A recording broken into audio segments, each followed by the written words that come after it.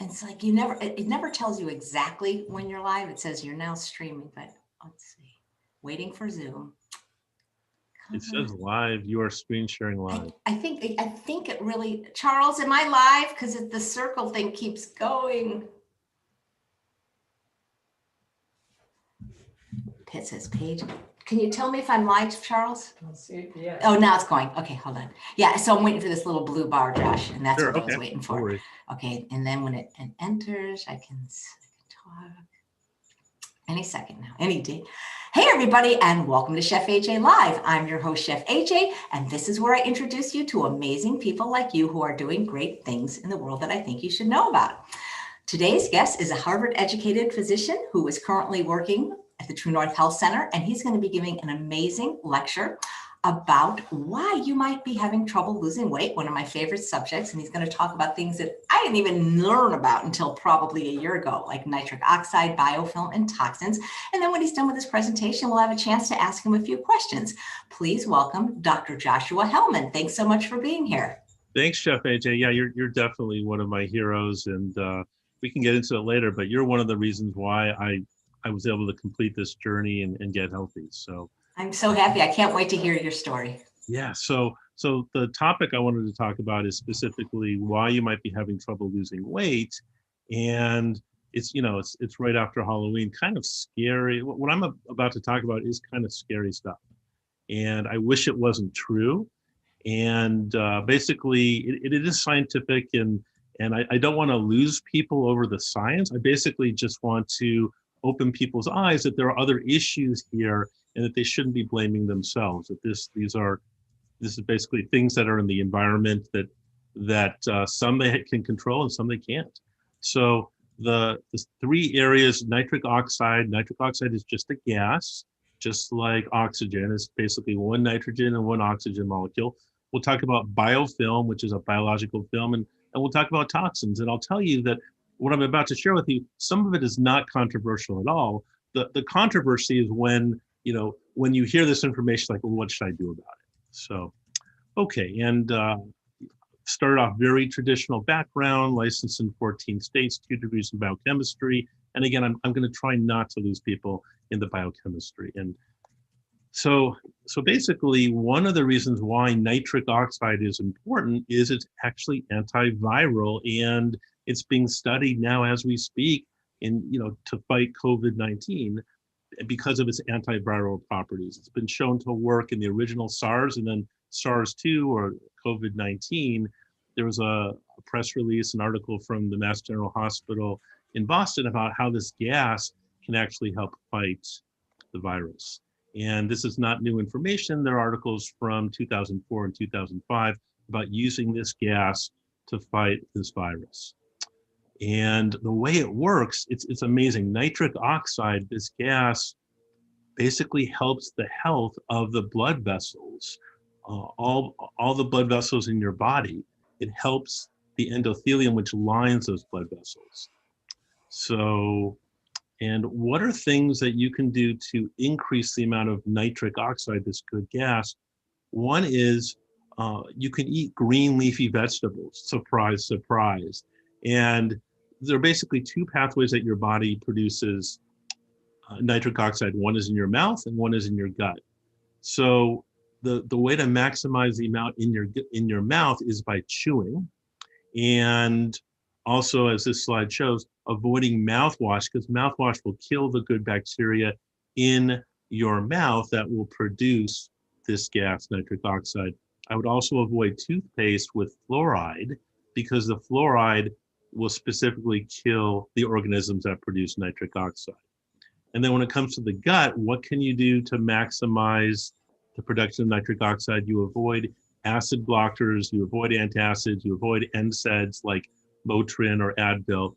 And so am I saying never take Pepcid or an antacid? No, I'm not saying that, but so many of the patients that I see take antacids every single day, and they're hurting themselves because the good gut bacteria can't develop.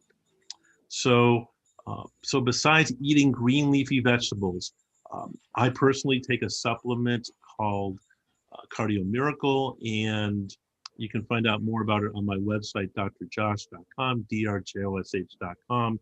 And I like it because it opens up blood vessels, and I use it right before I work out. So, and the discount code Dr. Josh, you can find it on my website, drjosh.com. Okay, and changing gears here a little bit, and I also want to talk about fat. Why is it that when you eat a fatty meal, it's not good for you? It turns out this is a study from 1997 looking at people after they ate an Egg McMuffin, and I don't recommend that you do that. But in the red here is what happens to your arteries after you eat an Egg McMuffin is within an hour, there's damage. Your endothelial function, the function of the cells that produce nitric oxide, goes way down, and that damage to the endothelial lining lasts for about 6 hours.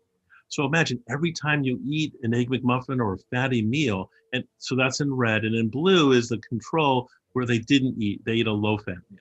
So imagine every time you're eating a fatty meal, you're causing damage that lasts for, say, 6 hours.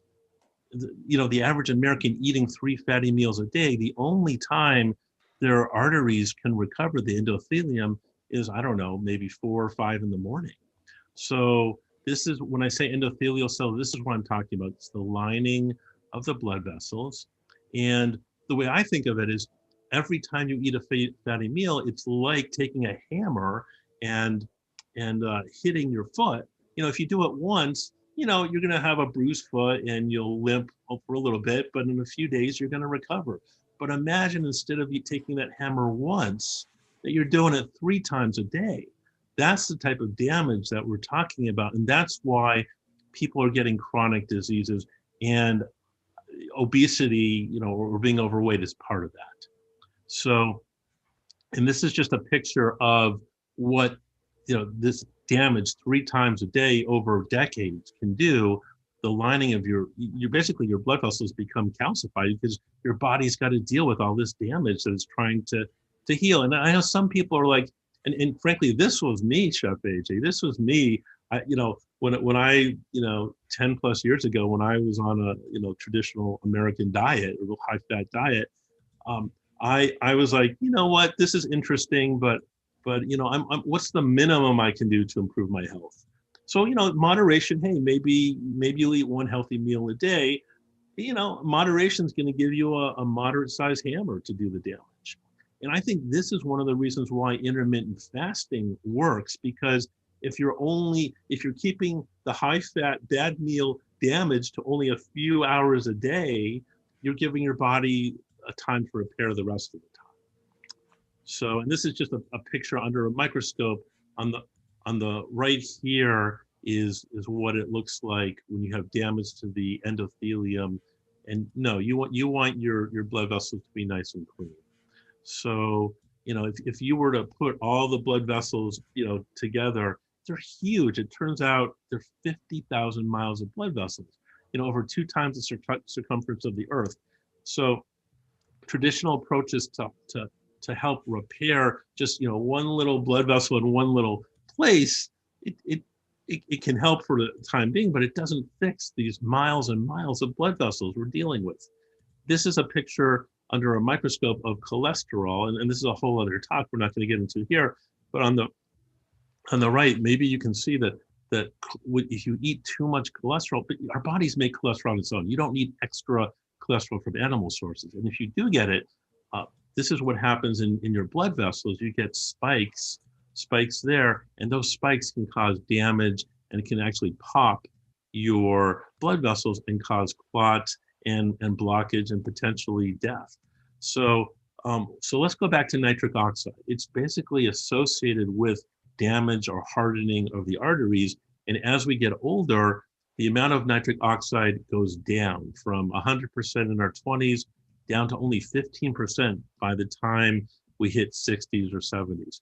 So I've been asked this many times, like, so this isn't the typical American. What about people who do the right thing, eat right, and maybe, you know, take a nitric oxide supplement? Well, their numbers are a lot better. So, and you might be thinking, oh, wow, how do I know if I've got these problems? One way to find out is you can take an ultrasound probe and actually look at your carotid and see how thick your carotid is and if there's any damage there. So, and we grade this in different degrees. But as the thickness gets worse and worse, you get more and more calcium buildup as the body's trying to heal the specific damage. And when you eat a fatty meal, you get sludging in the blood vessels.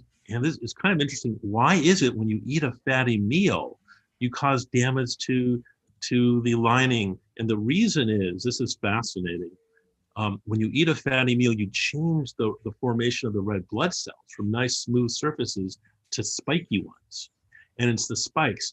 You run something really spiky through a small blood vessel, the endothelial cells get shredded. So this is why eating a high-fat meal is not a good approach. So why is this all important? So basically, if you can use nitric oxide to open up your blood vessels, you're going to be able to have more efficient exercise, and you can also help bust up the biofilm, which we'll talk about next. Have I lost you yet, Chef AJ? Not yet, but I'm taking notes. Okay. So what is a biofilm? And again, this is something that I learned in basic biochemistry, but most physicians don't really apply this. So biofilm is just a biological film, and if you've ever looked at pond scum, yeah, that's a biofilm. But what I'm talking about here are biofilms within the body. And what are examples of biofilm? Well, one good example is in your mouth. And it's the reason why we brush our teeth hopefully a couple times a day, to remove the amount of biofilm from the bacteria in our mouth. We've got biofilm in our ears. Now, if you have a hip implant, it's, let's say you have a metal hip implant, the surface of that implant doesn't have blood vessels. So it's very hard for the body to deliver white blood cells in their immune system to specifically fight the bacteria. And then there are also infections like the Lyme spirochete that will spin a biofilm around it. And those are just some of the examples where biofilm is found.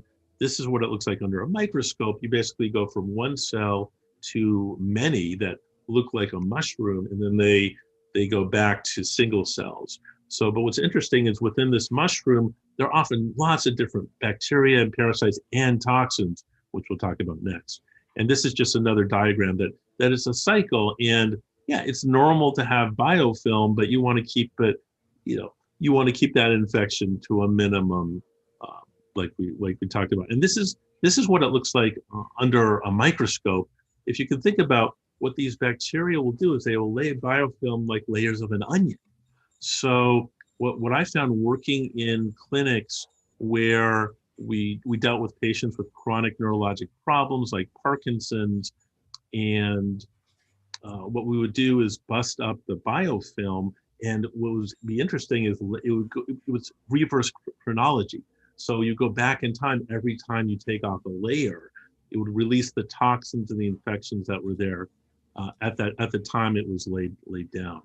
So you can do blood tests for biofilm. How do you bust up the biofilm? And again, I don't recommend that you necessarily do this on your own at home, but there are things like glutathione, nitric oxide, vitamin C, alpha lipoic acid, phosphatidylcholine, and enzymes like nattokinase and serrapeptase.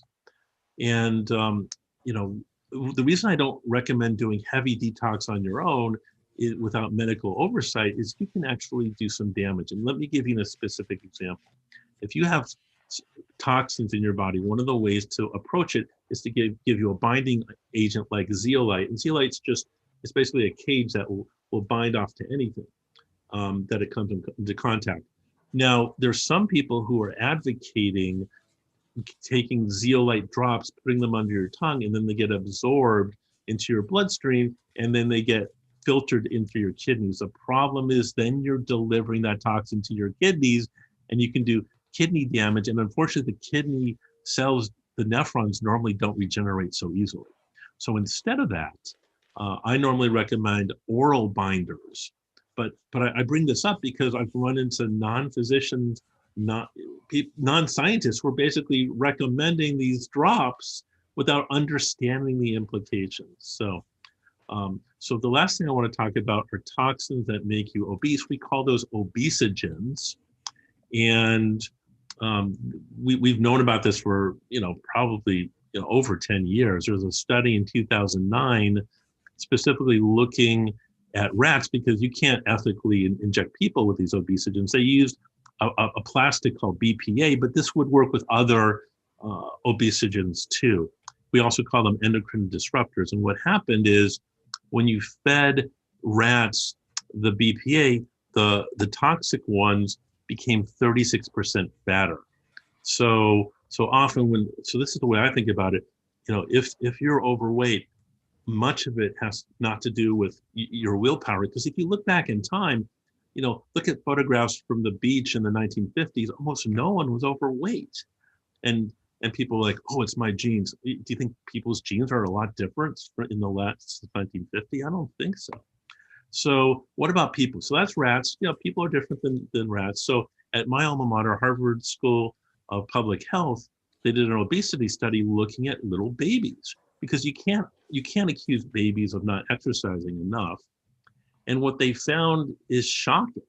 They found that the number of obese infants under the age of 6 months has increased by 73% since 1980. That there's, and so what's going on? What's causing it? Well, one of the possibilities is they took blood right after birth. They took umbilical cord blood and they found 287 chemicals in the baby right at birth. And we know 75% of those chemicals are toxic. So here's a question: where do 95% of those toxins come from? How did they get into the baby? Well, it turned out 95% of them are from eating animals and animal products. So when mom is eating while she's pregnant, or even before she gets pregnant, because many of these fatty toxins, we call them persistent organic pollutants, they have a half-life of, say, 10 years. So when you eat them, they get stored in your fat cells. And it's a fat trap. They make you fatter, and they make it harder to lose weight. But the major source of these, again, are animal products, which is why you don't want to be eating animals. So what are examples of these environmental estrogens that will make you obese? Things like atrazine, BPA, DDT, dioxin, indolsulfan, PCBs, phthalates, zeranol. Chef AJ, I was really shocked. About a week ago, I don't know if you heard about it, but they found off the coast of Los Angeles, right by Catalina Island, they found 500,000 of these beakers, containers of DDT. Were you aware of that? I wasn't. Okay, so it turned out, I think back in the 1950s, the largest production of DDT happened to be in Los Angeles. So, and I think by the 1970s, they figured out this stuff is toxic, we don't want it around, and they were looking for places to dump it, and they decided to dump some of it into the Pacific Ocean. So you might be saying, some of you, like I grew up in Los Angeles, you might be saying, but some of you are not from Los Angeles, I don't have to worry about it. No, the problem is this is just an example, that there are 80,000 man-made persistent organic pollutants that are out there, and they enter the food chain. So if you're eating from the top of the food chain, whether on land or sea, if you're eating fish or cows, you're getting a big dose of these toxins. And here's the data to prove it. This is from the EPA. This is from the government. This is dioxin, which is another persistent organic pollutant. And where do people get, they study, where do people get most of these toxins from? From beef, dairy, milk, chicken, pork, fish, and eggs. Now, can you breathe some of it in? If you eat fruits and vegetables and greens, are you going to get some of it? Yes, you're going to get some of it, but a much, much lower dose, by a factor of 10 or more. So to me, this is what I think about every time someone says, oh, it doesn't matter if it's from animals or plants. Yeah, it matters when it comes to toxins. It matters a lot. So, and you might say, well, I'll eat eggs because it's got lower. Yeah, it's got lower, but it's got other toxins that are higher. So, all right. So, and it makes sense. There's a French study from 2017, just a few years ago. They compared vegans to non-vegans, and they said, okay, which group has higher levels of toxins? Guess what? It's the vegans have much lower, by a factor of 10 or more, because they're not putting it in their mouth, because you are what you eat. And this is the picture of why you don't want to eat from the top of the food chain, because you're basically eating all the toxins that all the animals under it, accumulated. And some of the people in your audience might say, oh yeah, but I eat organic beef, I eat organic meat. That's safe, right? Unfortunately not. The studies I've seen is in some cases, organic meats actually have higher levels of these toxins. I'm not talking about organic vegetables, I'm talking about organic meats. And so the way around it is not organic, unfortunately, when it comes to meat. Okay, so you might hear, all right, so I heard about these toxins, can I get tested? The answer is yes. There are urine tests that you can go. Now, if you go to your traditional physician, you'll be like, I don't know what you're talking about. They did, believe me, they did teach us about acute toxicity in medical school, in our training. What I'm saying is that it's not something that most physicians worry about on a chronic basis, and that's why you're going to get stares. So you can do specific testing on your urine for different types of petroleum and industrial toxins and pesticides, mold. You can check your mitochondrial function, because some of mitochondria produce energy in every cell in your body, but they also help remove toxins. So if your mitochondria are not working, you're out of luck. You got to focus on improving your mitochondrial function.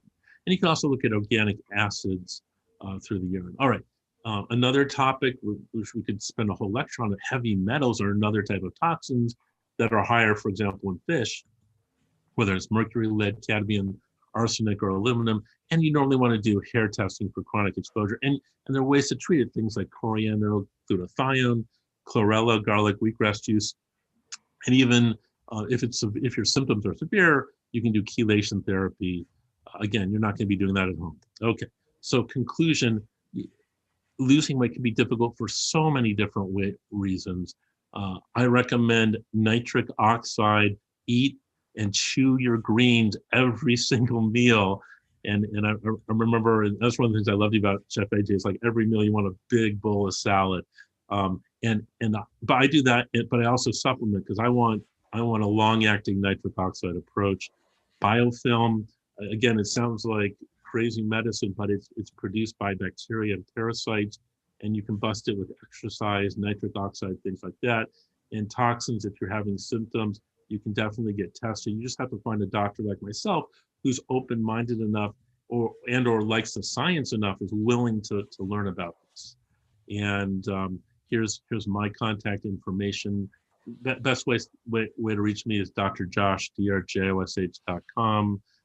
Areas include chemical toxicity, Lyme mold, lifestyle medicine, and even cancer.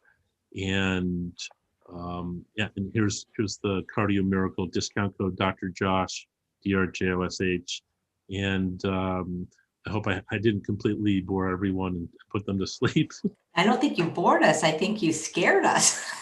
Okay, yeah, it's just Halloween, yeah. Okay. I mean, especially like with those children, that's just not acceptable.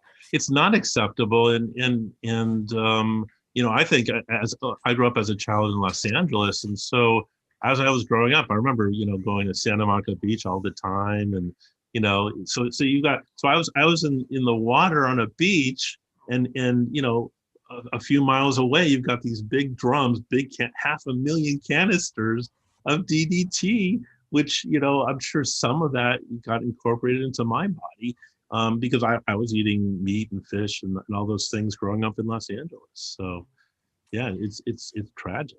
Would you like to stop the screen share, and then we can see you? And then if you wouldn't mind, Dr. Hellman answering a few questions based on the lecture.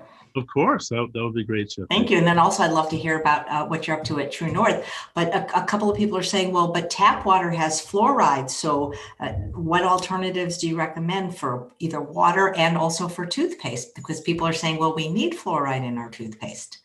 Yeah, so that's a great question. And first I'm going to say that if you talk to the typical dentist, they're going to say, oh, you need fluoride. And the problem with that approach is fluoride, we know, is a neurotoxin. So what are things that you can do? There are toothpaste out there that don't have fluoride. And the other thing is, I would advise people to stay away from tap water. when you can get, I mean, what we do at True North is we just get double distill the water. You can get filters that will remove the fluoride. So, but what I'm sharing with you is definitely different than the mainstream advice you're going to get from dentists. But I think one of the key points here is what's called the precautionary principle. When you have something that you're not sure is safe or not safe, err on the side of, let's just assume it's not safe. So because there's information about fluoride being toxic, why risk it? Yeah, I agree. Maggie says, is tea tree in toothpaste okay, or does that damage the mouth bacteria? I think tea tree should be okay. Here's another tip when it comes to oral hygiene. There's some people who will scrape or brush your tongue, which is fine, but I would leave the very back of the tongue for some bacteria to grow, so your body can fix the nitrates that way and produce the nitric oxide. Nice. Let's see. Monarch says, how does drinking wine affect the biofilm? Yeah, so wine is a toxin, or excuse me, the alcohol in the wine. We know that alcohol is a toxin. So it is going to have an effect on the biofilm, and I'm not a fan of drinking wine on a regular basis. So, but for the reason of the alcohol part. Right. And then most people, they do make alcohol-free wine, but it's not very popular. That's true. Oh, so tell us a little bit about how you got to True North and what you're doing there, and how is it there? Yeah, so my journey, so basically a couple years ago, I was a medical director at Hippocrates, which is a raw vegan retreat in South Florida. And before that, I was at a detox center also in Florida, helping patients with Lyme and mold and other toxins and Parkinson's. So basically, True North has been amazing because specifically the focus is on fasting. And fasting is a great way to remove toxins. It's a great way to lose weight. It's a great way to reverse all these chronic diseases like diabetes and hypertension, etc. But I will say that when patients, fast and it doesn't work completely, I think the reason why is not because fasting didn't work, but because we're dealing with very high levels of toxins and biofilm or infection, which is why, even though I just talked about kind of complicated scientific topics, I think they're key to understanding health. So, yeah.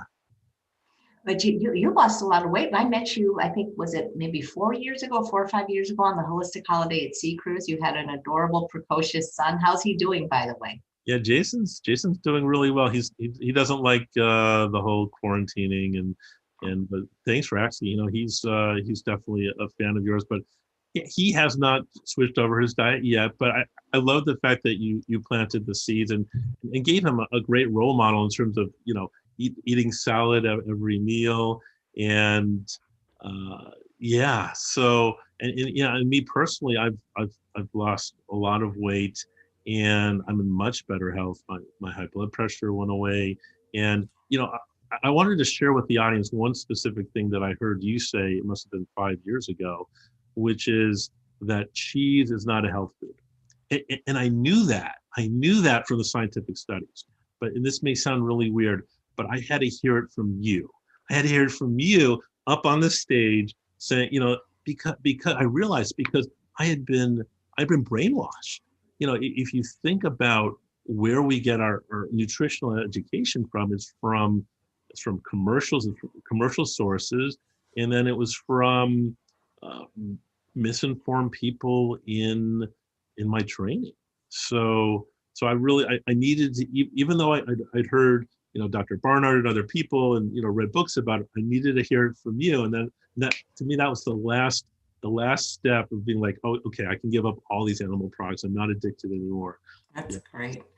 So what they use at True North, that's not something we can get for home use, is it? Or is there, Diane says, is there a home filter that you recommend? We have AquaTrue, I think it is, and we're getting a Berkey. Yeah, so you're right. I mean, the one that they have at True North is an industrial water filter, but you can get, there are lots of different types of water filters. So I would definitely recommend, depending on where you are and what you can afford. I mean, but it's not rocket science to run a HEPA filter, or I'm sorry, not a HEPA filter, but a distiller. So yeah.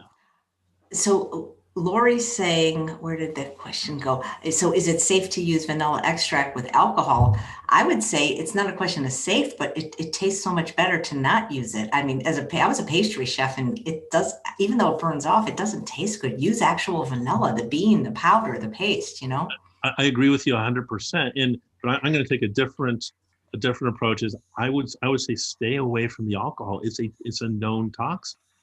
So just like given a choice between using soap and water to wash your hands to fight COVID, or an alcohol, use the soap and water. If you've got a choice between a vanilla extract with or without the alcohol, go without the alcohol, because we know alcohol is a toxin. It causes cancer. It causes other problems.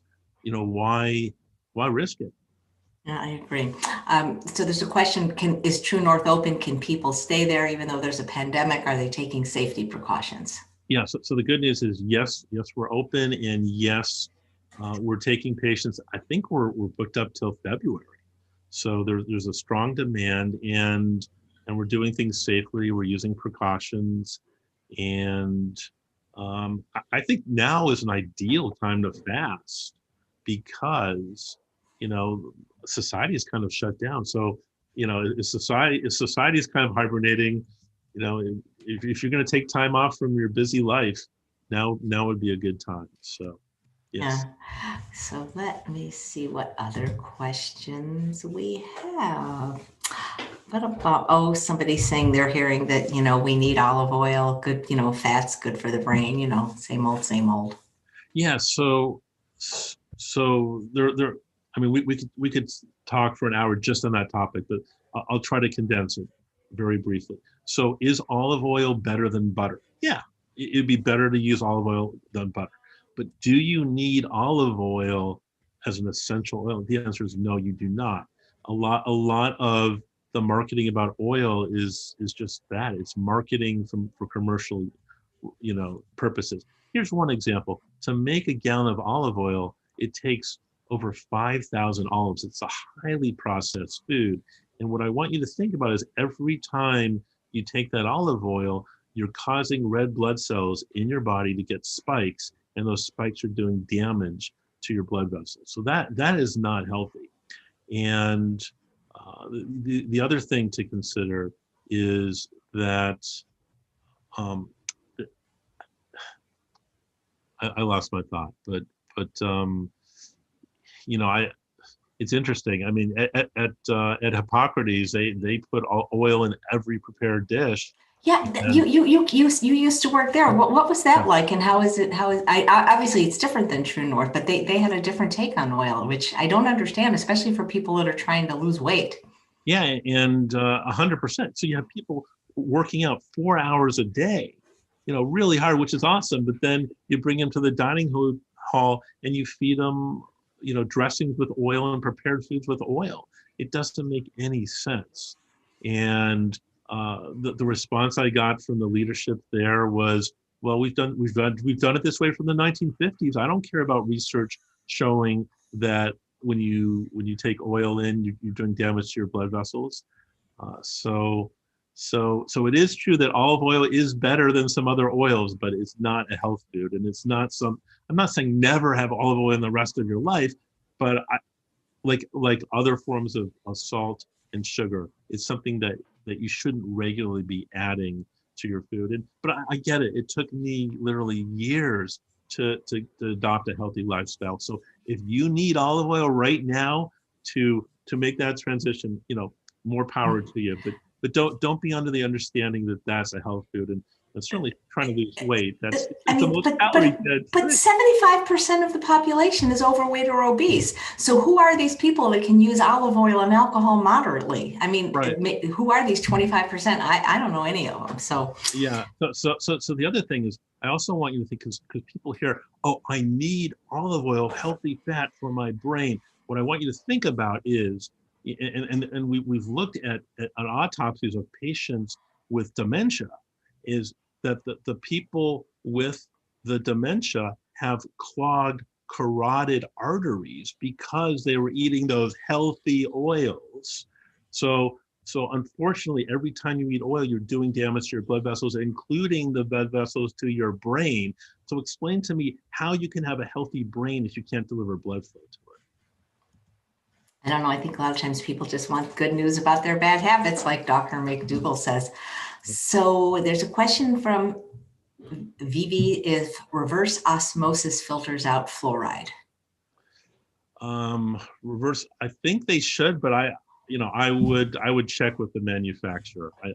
I can't claim to be an expert in all the filters. I will say that one that will not remove fluoride are the charcoal filters.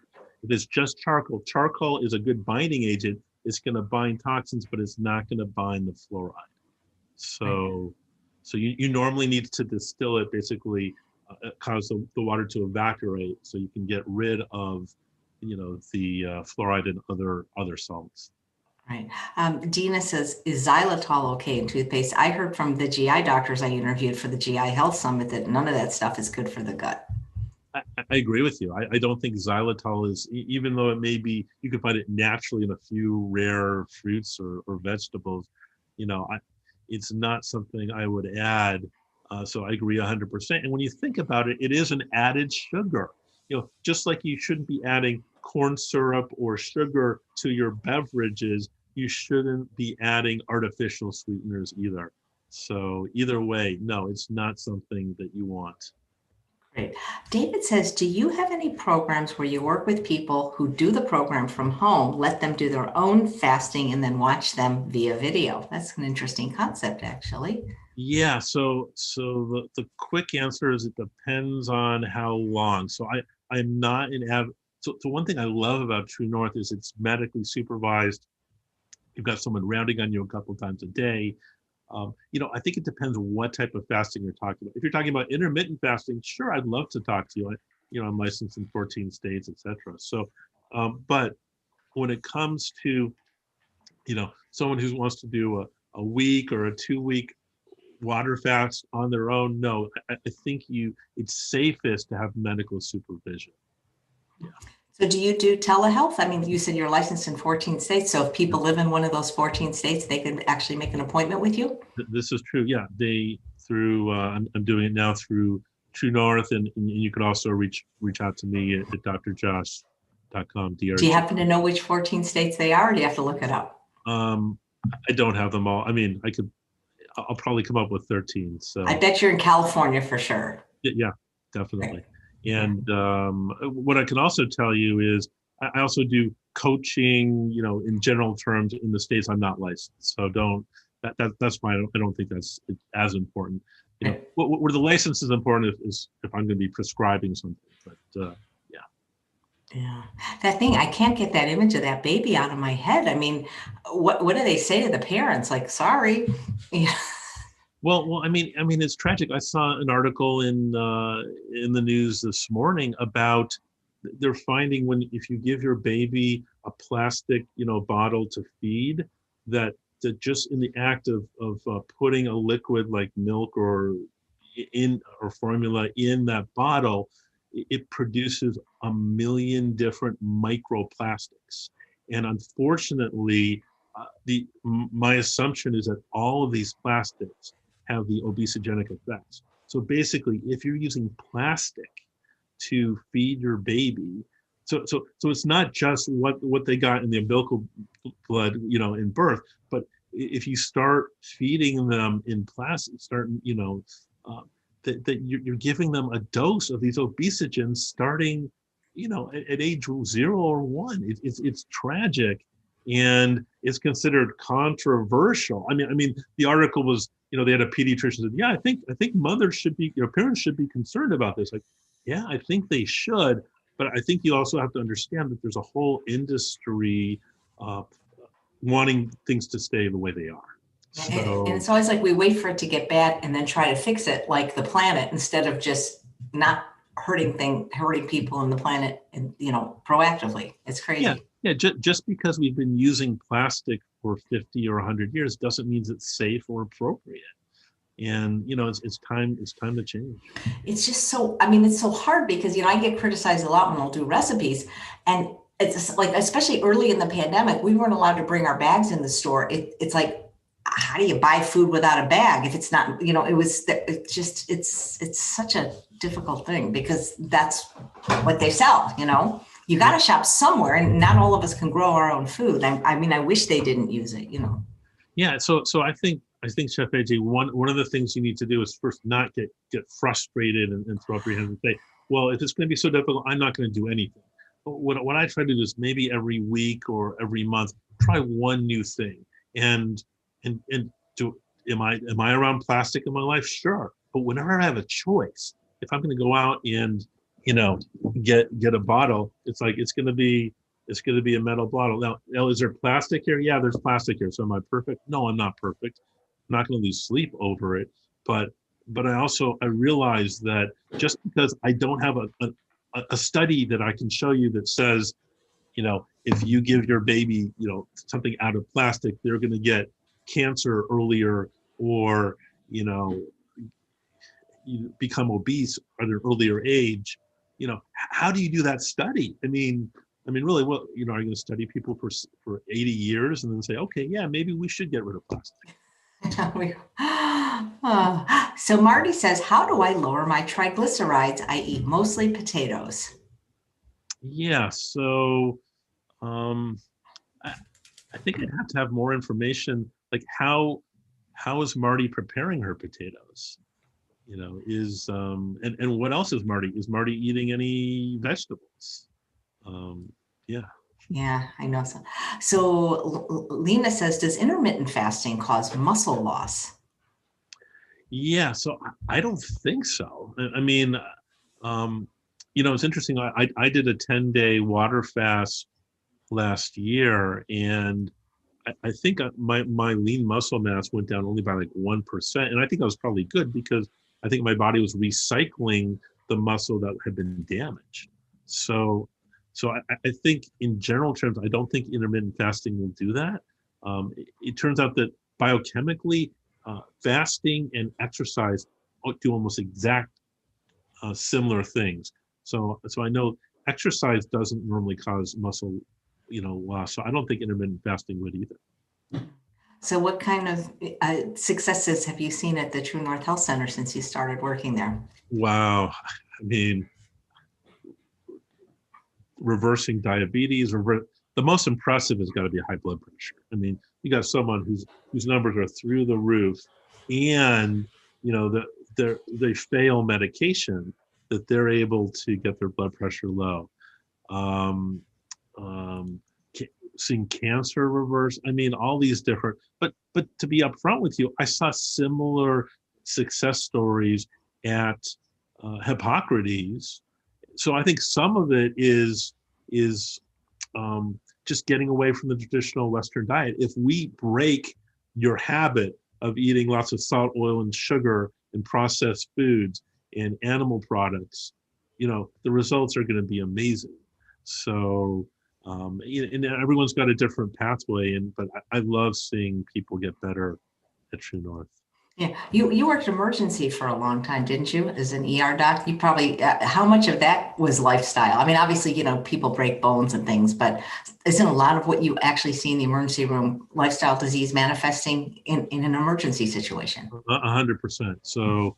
So, and frankly, it's also a great opportunity to talk to patients about their diabetes and their high blood pressure that cause a stroke or a heart attack, or things like that. It's a great teachable moment to say, hey, you know what, you've got inflammation of your gallbladder because you've been eating the wrong types of foods. So you have a choice. you can either stop eating all that awful Western food, or they can take out your gallbladder.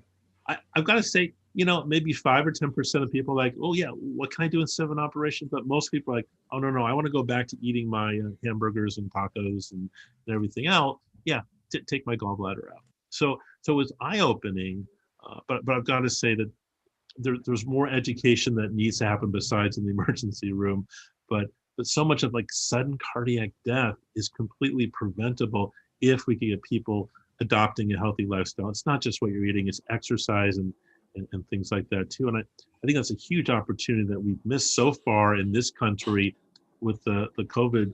We're just saying, hey, go home. It doesn't matter if you exercise, it doesn't matter what you eat, just go home, wear a mask and everything will be okay. No, it's not going to just be okay. Yeah. Candy says, if someone has never tried intermittent fasting, what is the best way to start? Do you have any good resources? Ooh, my favorite resource would be fasting.org. Fasting.org. So a way to start with intermittent fasting would be just to set a time at night, whether it's maybe 6 p.m. and just say, I'm not going to eat anything after 6 p.m. And, initially you might be like, oh, I'm hungry, it's 6:30. And our bodies are set up that, our brain is set up that way. But the cool thing is you can reprogram it so that when you get hungry, you just drink some water. And one of the things I realized from fasting and everything else is that you've got to realize that you can take control of your brain when it comes to hunger, because when you think about it, like it's 6:30 p.m. I just ate dinner. I'm hungry again. I want to eat dessert or something like that. But I want you to think, how hungry are you when you first wake up in the morning? If you're like me, I wake up, I'm not particularly hungry.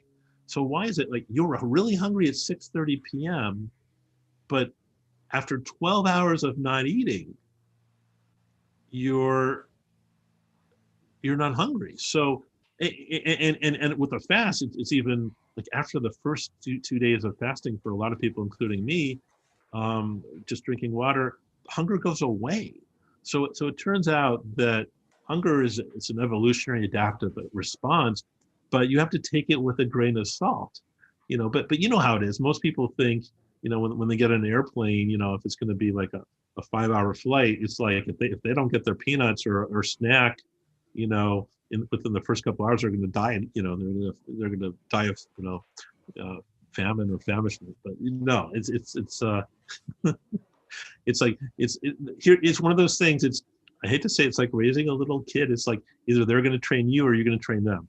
So either let your hunger drive what you eat, or maybe you can take some control. And if you're dealing with a chronic issue, maybe it's time that you take control, because as I said in my lecture, a lot of these things it's not your fault that all these chemicals were introduced into our environment. It's not your fault, but the exciting thing is you do have power to change, from now on. So that's a good message there. Yeah, great. Linda says, when your body releases fat, doesn't it also release some stored toxins? 100%. And just like when people are fasting here at True North, the body is using fat as a fuel after a few days. And you're exactly right. Some of these toxins like PCBs, DDT might have a half-life of 10 years. So 100%. So that's one of the key things, is when you're releasing these toxins, we may want to start binding agents at that same time to help move those toxins through your body so they don't get reaccumulated in the fat. But that's definitely a concern. And it's also one of the things where people can actually get worse before they get better. And I've seen that here, and I've also seen that in Hippocrates, is that the first couple days, people actually feel worse because they're busting biofilm, they're busting fat, toxins are coming out, and basically these are toxins that have accumulated over decades, and they're like, oh, I don't feel good. But the cool thing is, after a few days, often they feel a lot better as these toxins get out of their system. Absolutely. Dina says, how can I lower my LDL? It's despite eating whole food, plant-based, low-fat, exercising daily. Can lack of sleep affect LDL? You know, I heard a talk by Dr. Clapper saying we don't have to worry about our LDL because that we don't need the garbage trucks because we don't have garbage. I mean, I'm not saying it as good as him, but that the numbers are for the people that don't eat like us or exercise. Well, I understand what Dr. Clapper is saying in general terms, because a lot of the studies are not done on vegans or people who eat plants primarily. So, but to answer their specific question about LDL cholesterol, I would be concerned if my LDL was high despite doing everything right. And I've definitely seen it. And what are some common things like, let's say you're eating everything right, just plants, you're not adding salt, oil, and sugar to your diet. What are some other things that could still be causing your LDL to go up? One is coffee. Some of the fats in coffee can cause your LDL to go up. Another one that I've seen is coconut. You definitely want to cut coconut out of your diet. The other one is heavy metals. Toxins like mercury can definitely poison your mitochondria, which makes it a lot harder to use fat as a fuel, which can cause obesity. So no, I wouldn't just throw up my hands and say I'm doing everything right. Another thing is it's rare. It's 1 in 300 people, but 1 in 300 people may have a genetic disease causing them to produce too much LDL. So the bottom line is you need to find an expert like myself to go through that differential with you to get you some answers. Because guess what? If your LDL is high, even though you're doing everything right, you're at an increased risk, and it's risk that could be reversible. Thank you. JL says, what chronic conditions does fasting help with the most? It's I would say any of the diseases of excess, which are all the common causes of death and disability in our country, which are high blood pressure, diabetes, heart disease.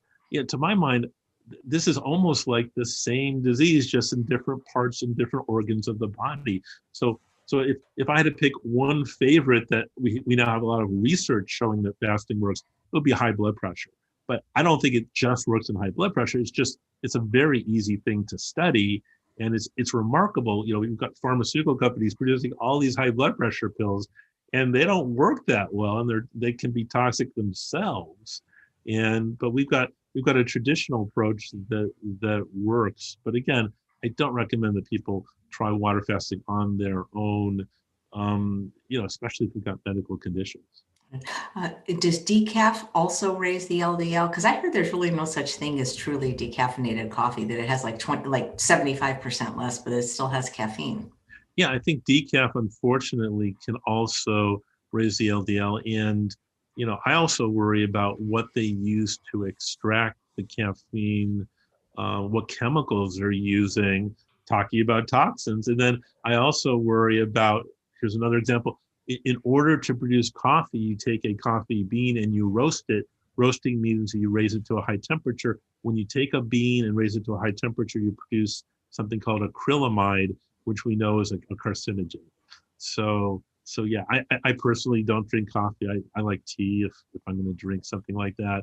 So for all of you there, like, coffee may be something, if you still drink it, maybe something to switch over on your radar screen. Although I don't recommend, it's like if you have a completely awful diet and traditional American diet, it turns out that the #1 source of antioxidants for Americans is coffee. So if you're eating a really bad diet, I wouldn't just say, stop your coffee, because that may be the only natural product in your diet. So I guess that's the tough thing answering these questions is like, it depends. But in general terms, no, I'm not a fan of coffee. Is the caffeine in tea also bad? TS is asking. Yeah, so I think the quick answer is, yeah, it's a stimulant. It's not something you should be taking, even though we can watch lots of advertisements about it. It's like, think about your brain. Why would you want to give your brain stimulants?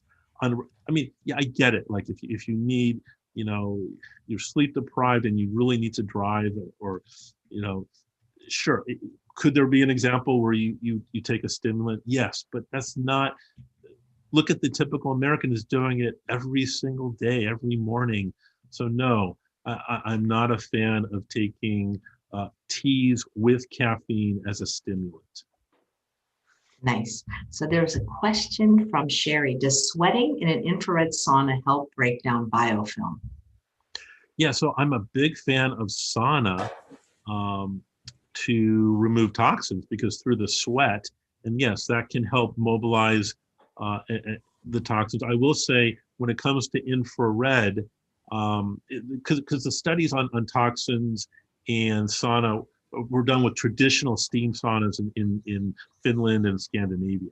So I am a fan of infrared, but I caution people, before you buy an infrared machine that hopefully you're going to do like on a daily basis, that you make sure that it's not releasing a lot of the RFID, a lot of the radiation, because I don't want you to remove the toxins with that sauna, but then get cancer 10 years later because you were getting constant doses of radiation from that sauna. So and you can check it with a meter. So it's something you can do your homework on.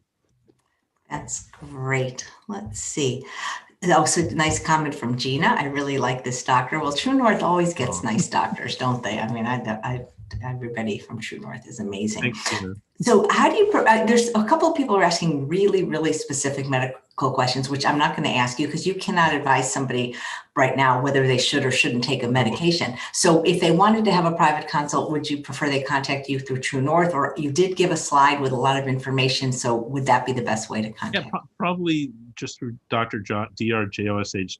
You can find my contact info and we can figure out the right approach. Yeah. That's great. Well, this has been wonderful. Thank you so much for your presentation. And I'm so happy you're at True North, and I hope you enjoy it there so that you'll stay. Thanks, Chef AJ. Yeah, and like I said, you're one of my heroes, and you're one of the reasons why I was able to figure this all out. So keep doing what you're doing, and yeah, what a pleasure. I'm so glad. It was so nice to talk to you. And thank you guys so much for watching another episode of Chef AJ Live. We have 3 shows today. There's a cooking demo at 3 o'clock with Thomas Allen from California Balsamic, making amazing recipes with pumpkin pie balsamic. And at 1 p.m., another wonderful medical doctor, Dr. Bindia Gandhi. Say hi to everybody at True North, Dr. Hellman, and take care.